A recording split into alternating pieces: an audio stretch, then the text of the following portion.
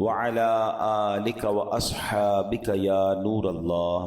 درود پاک پڑھنے کے بے شمار فضائل و برکات ہیں۔ بڑی مشہور حدیث ہے، اللہ کے نبی علیہ الصلوۃ والسلام فرماتے ہیں کہ جو جمعہ کے دن 200 بار درود پاک پڑھے اللہ اس کے 200 برس کے گناہ معاف فرما دے۔ تو یہ ہمیں غور کرنا ہے اور ہمیں جمعے کے دن کثرت سے درود پاک پڑھنا ہے۔ آئیے مل کر محبت کے ساتھ بآواز بلند درود پاک پڑھ لیں۔ صلو علی الحبیب صلی اللہ تعالی علی محمد صلی اللہ علیہ وسلم۔ قرآن پاک کی وہ آیتیں جس میں رب کریم نے مومنوں سے براہ راست بات کی ہے، مسلمانوں سے براہ راست بات کی ہے اور فرمایا یا ایھا الذین آمنوا، اے ایمان والو۔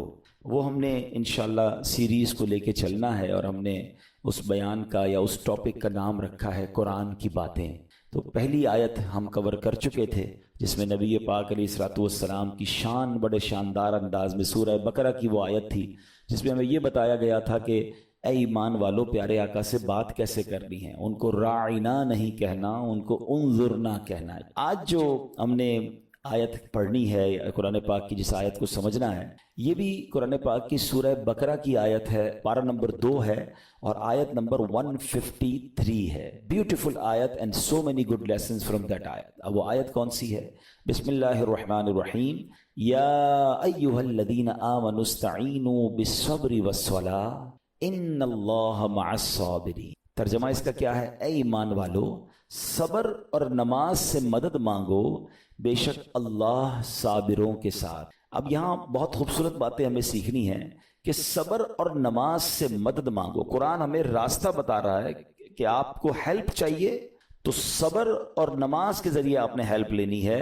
اب اس کا مطلب یہ ہوا کہ عبادات کی ادائیگی، گناہوں سے رکنے اور نفسانی خواہشات پورا نہ کرنے پر صبر کیا جائے۔ اور نماز چونکہ تمام عبادات کی اصل ہے، اہل ایمان کی معراج ہے، اللہ اور بندے کے درمیان ایک بیوٹیفل کانٹیکٹ ہے، تو اس لیے اس سے بھی مدد طلب کرنے کا حکم دیا گیا ہے۔ یہ بھی یاد رہے کہ بدن پر باطنی اعمال میں سب سے سخت صبر ہے اور ظاہری اعمال میں سب سے مشکل نماز ہے۔ یہ بڑی اہم بات ہے۔ کچھ اعمال وہ ہیں جن کا تعلق دل سے ہوتا ہے، انسائٹ ہوتا ہے۔ انسائٹ اعمال میں سب سے مشکل کام کیا ہے؟ صبر کرنا۔ اور ظاہری عبادتوں میں، جسمانی عبادتوں میں سب سے مشکل کام کیا ہے؟ نماز پڑھنا۔ تو یہ 2 اہم کام دیے گئے کہ صبر اور نماز سے مدد چاہو۔ اچھا اب ہم دیکھتے ہیں کہ صبر اور نماز سے مدد ملتی کیسے ہے اور سرکار دو عالم صلی اللہ تعالی علیہ وسلم کا اس میں کیا معمول تھا، اب ذرا سنیے گا۔ اب نبی پاک علیہ الصلوۃ والسلام کا یہی معمول تھا۔ حضرت حذیفہ رضی اللہ تعالیٰ عنہ فرماتے ہیں نبی کریم علیہ الصلوۃ والسلام کو جب کوئی سخت مہم پیش آتی تو آپ علیہ الصلوۃ والسلام نماز میں مشغول ہو جاتے۔ جب میں خود اس آیت کی کچھ دنوں پہلے تیاری کر رہا تھا تو بڑا ایک نیا کہتے ہیں نا نیا باب آنکھوں کے سامنے کھلا کہ یقیناً جب ہم پرابلم میں آتے ہیں ہم دعا بھی کرتے ہیں، ہم لوگوں سے بھی کہتے ہیں، مگر کیا ڈائریکٹلی ہم نماز کی طرف جاتے ہیں؟ حالانکہ قرآن نے ہمیں پرابلمز کا سولوشن کیا دیا ہے کہ صبر اور نماز سے مدد چاہو۔ اب آگے چلیں، حضرت عمر فاروق کا بھی یہی عمل تھا کہ کوئی مشکل درپیش آتی تو آپ رضی اللہ تعالیٰ کو اگر کبھی اسلامی فوجوں کے آنے میں تاخیر پتہ چلتی، یعنی آپ چونکہ جنگوں کے لیے فوجوں کو روانہ کرتے تھے، بہت شاندار اسٹریٹجک پلانر تھے، تو اب فوج گئی اور ایکسپیکٹیشن یہ تھی کہ فلاں ٹائم کو واپس آ جائے گی۔ اس زمانے میں ٹیلی فون تو تھا نہیں، انٹرنیٹ تو تھا نہیں کہ لوکیشن شیئر ہو جائے گی یا کال آ جائے گی کہ سر ہم یہاں رکے ہوئے ہیں۔ اب ٹائم ہو جاتا اور فوج واپس نہ آتی نا تو آپ اب اس کو کیا کرتے؟ اب پتہ تو نہیں کیا ہوا ان کے ساتھ، خیریت سے آ جائیں، تو آپ نماز میں مشغول ہو جاتے، نماز کے لیے کھڑے ہو جاتے۔ اب کیا ہمارے ساتھ کبھی ایسا ہوتا ہے کہ ہمارا بچہ کہیں گیا ہے، اس کی خبر نہیں آ رہی، یا کوئی چیز ہماری آنی ہے ابھی تک پہنچی نہیں ہے، یا کوئی اچھی نیوز نہیں آ رہی ہے، تو ہم کیا اس کے لیے نماز کی طرف جاتے ہیں؟ یہ نبی پاک کا ہمیشہ معمول رہا۔ حضرت عبداللہ بن محمد حنفیہ رحمۃ اللہ تعالی فرماتے ہیں کہ میں اور میرے والد ایک انصاری رشتہ دار کے پاس عیادت کرنے گئے۔ جب نماز کا وقت ہوا تو انہوں نے اپنے اہل خانہ میں سے کسی کو پکارا کہ اے لڑکی وضو کا پانی لے آؤ اور ہمارے لیے نماز میں راحت پہنچاؤ، نماز پڑھ کر میں راحت پاؤں، جلدی سے وضو کا پانی لے آؤ۔ تو کہتے ہیں ہم نے ان انصاری شخصیت کے الفاظ پر بڑا تعجب کیا کہ نماز سے راحت کیسے ملتی ہے؟ تو انہوں نے کہا میں نے نبی پاک علیہ الصلوۃ والسلام کو فرماتے سنا ہے، اے بلال کھڑے ہو اور ہمیں نماز کے ذریعے راحت پہنچاؤ۔ It means namaz is relaxation for all of us. Namaz is the way to solve your problem. آپ کو جب کوئی پرابلم آئے نا آپ اللہ کی بارگاہ میں نماز کے لیے کھڑے ہو جائیں. مکروہ وقت نہیں ہے, آپ نوافل پڑھنا شروع کر دیں. آپ دیکھیں نماز ہیلپ کرے گی آپ کی, نماز سے آپ کے لیے راحتیں ہو جائیں گی. آپ کی حضرت عبد الرحمن بن عوف کتنے بڑے صحابی ہیں رضی اللہ تعالیٰ. یہ وہ صحابی ہیں کہ جو عشرہ مبشرہ میں سے بھی ہیں, and he was billionaire on that time.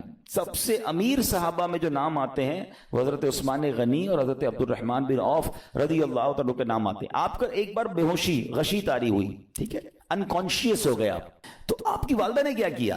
آپ کی والدہ, لوگ سمجھے کہ آپ کی جان نکل گئی ہے, آپ کی والدہ مسجد کی طرف چل پڑی تاکہ وہاں جا کے نماز پڑھیں اور اس سے مدد حاصل کریں. جب حضرت عبد الرحمن بن عوف کو ہوش آیا نا تو لوگوں نے کہا کہ آپ کی طبیعت کیسی ہے؟ تو آپ نے کہا کیا مجھ پر غشی طاری ہو گئی تھی ہیں؟ تو کہا جی.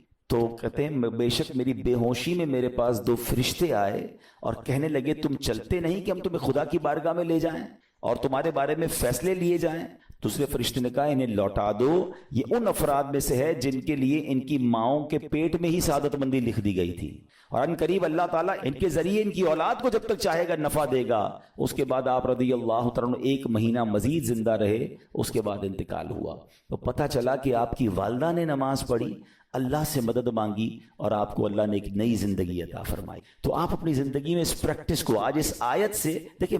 ہم نے کرنا کیا ہے؟ ہم جب بیان میں آئیں تو صرف بیان نہیں سننا ہے, ہم نے اللہ نے مجھے کہا کیا ہے, ہم اس ٹاپک کو لے کے اسی لیے چل رہے ہیں نا کہ میرے رب نے ڈائریکٹلی مجھ سے کیا بات کی ہے. تو آج اس آیت میں یہ لیسن مل رہا ہے کہ جب کسی پرابلم میں ہیں, کلیمٹی میں ہیں, تو اللہ کی طرف جانا ہے اور نماز سے مدد چاہنی ہے. وَاسْتَعِينُوا بِالصَّبْرِ وَالصَّلَاةِ. اچھا اب آپ دیکھیں پیارے آقا کی نماز کی کیسی عادت تھی. بادل گرجتے تھے, آندھی چلتی تھی, کسی بری خبر کی اطلاع آ رہی ہوتی تھی, نبی پاک نماز کی طرف چلے جاتے. اچھا مجھے بتائیں نماز استسقاء کیا ہے؟ بارش نہیں ہو رہی ہے, پیارے آقا نماز پڑھا رہے ہیں. سورج گہن ہو رہا ہے, نبی پاک نماز پڑھا رہے ہیں. چاند گہن ہو رہا ہے, پیارے آقا نماز کی طرف. یعنی کس قدر اللہ کی طرف رجوع ہے. And whenever anything bad happen یا گوئنگ ٹو بیڈ ہیپن, ہونے والی لگ رہی ہے, کچھ بڑا ہونے والا ہے, ہمیں بھی تو خبریں آ رہی ہوتی ہے نا کہ بھائی کل بہت شدید بارش ہوگی, اللہ نہ کرے کوئی اور بری خبر ایکسپیکٹیشن ہے, آپ کو کاروبار میں کوئی ایسی خبر آنے کا ڈر ہے, یا آپ کی کوئی شپمنٹ جاری ہے, واٹ ایور آپ چاہتے ہیں ہر چیز بہتر ہو جائے. قرآن نے فارمولا دیا نا, وَاسْتَعِينُوا بِالصَّبْرِ وَالصَّلَاةِ. اللہ نے ڈائریکٹلی مجھے اور آپ کو کہا ہے. تو from now on words make your practice کہ میں نے انشاءاللہ نماز سے مدد لینی ہے. اور آپ اپنی آنکھوں سے دیکھیں گے اور آپ اللہ سے عرض بھی کریں کہ اللہ تو نہیں قرآن میں کہا ہے مدد لے, میں نے کھڑا ہو گیا نماز کے لیے.